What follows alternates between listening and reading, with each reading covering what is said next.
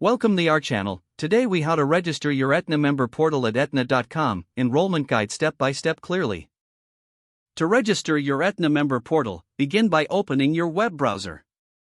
Type in Aetna.com in the address bar and hit enter. On the home page, locate the sign in option at the top right corner. Click on sign in to bring up the login screen. Underneath the login fields, find the register link and click on it. You will be directed to the registration page. Read through the information provided to understand the registration process. Next, click on the Continue button to start the registration.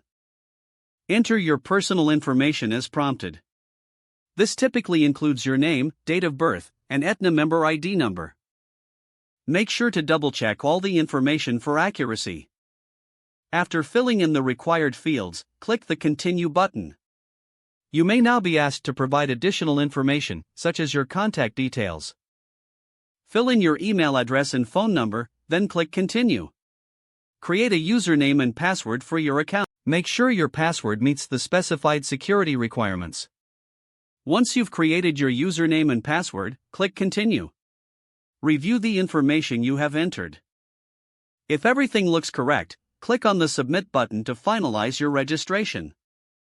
You may receive a confirmation email prompting you to verify your email address. Check your email inbox for this confirmation message. Click the link in the email to verify your address. Once verified, return to the Aetna member portal. Use your new username and password to log in. Congratulations, you have successfully registered for the Aetna member portal. Explore your account to familiarize yourself with the available features. If the page does not load, refresh the browser or try again in a private or incognito window. Make sure you are using the correct email address, then retype it carefully to avoid small typos. If your password is not accepted, use the reset option and create a new strong password you can remember. Check your spam folder for verification or security emails, then complete any requested confirmation steps. Don't forget to like this video and subscribe to our channel for more step-by-step tech guides.